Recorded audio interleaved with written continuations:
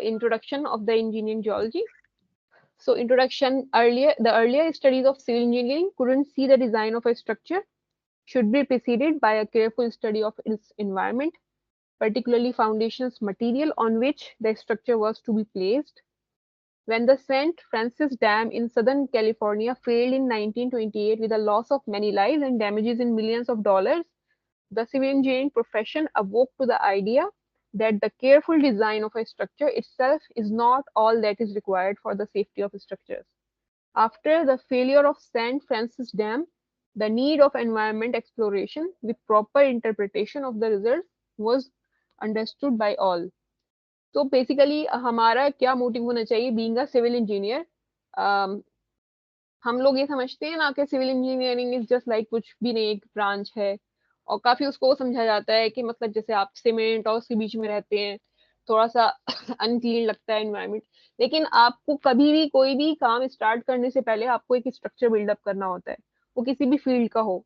तो वो स्ट्रक्चर कौन प्रोवाइड करेगा? उस स्ट्रक्चर का जो स्टेबिलिटी है वो कौन एनालाइज करेगा? यानी आप basically you are building a base for any type of work. कोई भी काम शुरू कर रहे हैं तो उसके लिए एक स्ट्रक्चर चाहिए होता है। तो वहां पर सिविल इंजीनियरिंग जो है वो ब्रांच ऑफ इंजीनियरिंग है जो बेस लेवल पे काम करती है, जो आपको एक प्लेटफॉर्म देती है, जिसके बाद दूसरे एरियाज के लोग जो हैं उस प्लेटफॉर्म पे अपना वर्क कर सके। तो अब ये सिर्फ मैं यहाँ पर एग्जाम्पल दिया कि एक ये जो है इंजीनियरिंग जियोलॉजी कैसे एक सब्जेक्ट में कन्वर्ट हुआ। एक डैम बनाया गया सदर्न कैलिफोर्निया में और वो फेल हो गया, और सडन फेल हुआ क्योंकि कंक्रीट स्ट्रक्चर था।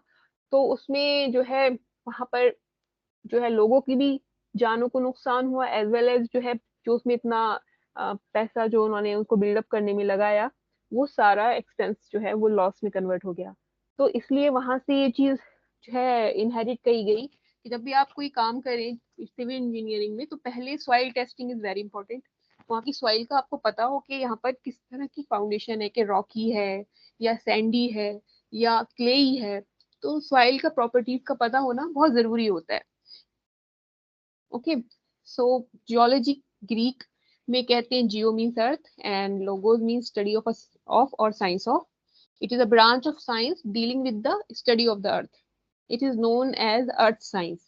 The study of earth comprises of the whole earth, its origin, structure, composition, and history, including the development of life and the nature of process. Engineering point of view say, what is the importance of engineering geology? Geology provides a systematic knowledge of construction material, its occurrence, composition, durability, and other properties. Example of such construction material is building stones, road metal, clay, limestone, and laterite. Geology जो है वो provide करती है आपको एक knowledge, systematic knowledge of construction material जो required होंगे कहीं पर। तो उसमें आपको जब मालूम ही नहीं होगा कि इस एरिया का जियोलॉजी क्या है, यानी इसकी जो आपका स्ट्रेटा है, जो ग्राउंड है वो कैसा है, तो फिर आप स्टार्ट कैसे करेंगे कि इसको हमें यहाँ पर फाउंडेशन कैसा देना है, कौन सा बिल्डिंग मटेरियल हमें यूज करना है, वो सब जो है इसकी नॉलेज से आपको पता चलता है। The knowledge of the geological work of natural agencies such as water, wind, ice, and earthquake helps in planning and carrying out major civil engineering works. For example, the knowledge of erosion, transportation, deposition helps greatly in solving the extensive problems of river control, coastal, and soil conservation. ये basically यहाँ ये कहाँ पर हमारा applicable है? जैसे हम लोग बना रहे हैं डैम, साइफन्स, वियर्स, और जैसे आपका ये कैनाल लाइनिंग होती है, और ये सारे वर्क जो होते हैं वो भी डिपेंड करते हैं कि आपने कहाँ पर क्या कौन सी लाइनिंग देना है, आपको कैसे मटेरियल कौन सा यूज करना है। आपको जैसे मान लीजिए ये एरियाज हैं, वहां पर आप परवियस स्टोन, इम्परवियस यूज करेंगे। परवियस वो होते हैं जिनमें होल्स होते हैं, तो पानी की लीकेज हो जाएगी। तो आपको अगर स्टोनिंग कर रहे हैं कैनाल्स की लाइनिंग में ना, जो उसमें इरोजन जो होता है, जैसे कैनाल्स के कॉर्नर में पानी चलता है तो तेजी से चलता है, तो सरफेस पे रगड़ लगने से वो सरफेस जो है वो निकलती रहती है, तो वहां पे आपको स्टोन्स देने पड़ते हैं। तो स्टोन्स किस टाइप के देंगे ये सब डिसाइड होगा आपको ये जब नॉलेज होगा वहाँ के जियोलॉजी के बारे में। Okay, going to the third point, Groundwater is the water which occurs in the subsurface rock. The knowledge about its quantity and depth of occurrence is required in connection with water supply, irrigation, excavation, and many other civil engineering works. अब ground water एक बहुत important topic है. Ground water जो है हमारी buildings या हम जो कंस्ट्रक्शन टॉल बिल्डिंग या नॉर्मल बिल्डिंग भी हम कंस्ट्रक्ट करते हैं तो अभी हम वहाँ की ग्राउंड वाटर का पता होना चाहिए कि वाटर टेबल कितनी, उसमें फाउंडेशन में सीपेज नहीं होगा. अगर मान लीजिए वाटर टेबल बहुत क्लोज थी और बिल्डिंग खड़ी कर दी और थोड़े टाइम बाद उसमें थोड़ा सा सेटलमेंट हुआ, वो जब नीचे गया तो वो टच में आ गया वाटर के, तो उससे जो है आपकी फाउंडेशन वीक हो जाएगी एंड अल्टीमेटली बिल्डिंग का लॉस हो जाएगा. Now, D point is the foundation problems of dams, bridges, and buildings are directly concerned with the geology of the area where they are to be built. In these works, drilling is commonly undertaken to explore the ground conditions. Geology helps greatly in interpreting the drilling data. तो अब जैसे आपकी tall buildings होती हैं तो आपको अलग जितनी जितनी हाइट होती है ना बिल्डिंग की उसके हिसाब से आपको फाउंडेशन देनी पड़ती है, जितना वेट आता है. तो जैसे पाइल फाउंडेशन होते हैं तो पाइल फाउंडेशन में क्या उसमें आपको काफी अंदर तक पाइल, बहुत लॉन्ग पाइल्स डालनी होती है. तो उस केस में आपको टाइप्स ऑफ पाइल्स होते हैं. खैर उसमें कोशिश ये करते हैं कि कोई एक ऐसा स्ट्रॉन्ग नीचे स्ट्रेटा मिल जाए जिसपे जाके पाइल जो है वो सपोर्ट हो जाए.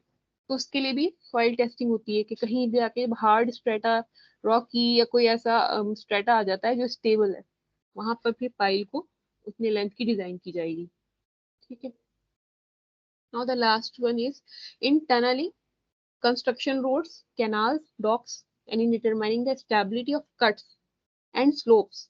The knowledge about the nature and structure of rocks is very necessary. आपने टनलिंग का भी देखा होगा, मेट्रो में टनल बनाते हैं, वहां भी कितना टेस्टिंग वगैरह चलती है ना सॉइल की, के केव इन ना हो जाए और क्या टाइप की सॉइल है. जब सॉइल का नेचर पता होता है तो उसको उस हिसाब से फिर वहाँ पे एक्सकेवेशन किया जाता है, उसी हिसाब से वहाँ पे सपोर्ट्स दी जाती हैं, उस सॉइल को सपोर्ट किया जाता है. ऐसे ही in case of constructing roads. Canals का तो मैंने बता दिया आपको. डॉक्स, डॉक्स वो होते हैं ऐसी अपना जहाँ पर वो जो सी शोर जो होते हैं जहाँ से लोडिंग अनलोडिंग हो रही होती है, उसमें वाटर वेज की, शिप्स की, वहाँ बोट्स की वहाँ पर बनाते हैं. ठीक है.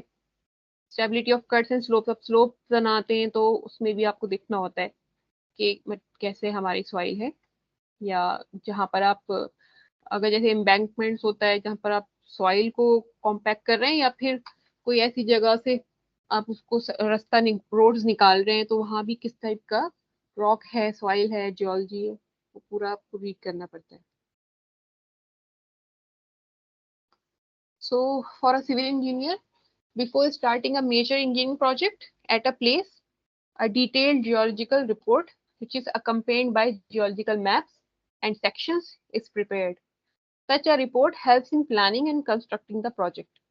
The stability of the civil engineering structures is considerably increased if the geological features like faults, joints, foldings, and solution channels, etc., in the rock beds are properly located and suitably treated.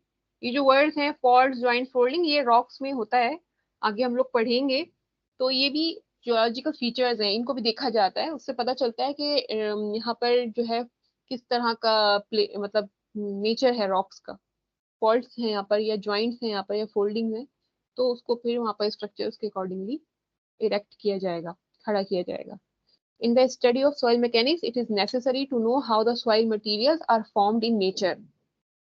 Major engineering project, precise geological surveys carried out and result thus obtained are used in solving engineering problems at hand.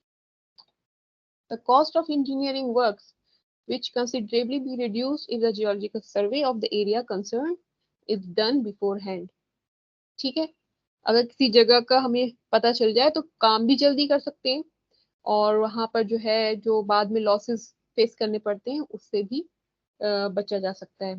तो यहाँ पर जो engineer है, geologist है, वो ये सारी detail पहले से उस एरिया का जनरेट कर देते हैं ताकि सिविल इंजीनियर उसको रीड करके then they can figure out कि उन्हें कौन सा यहाँ पर प्रपोज करना है स्ट्रक्चर. किस तरह का स्ट्रक्चर या फाउंडेशन किस तरह की होगी?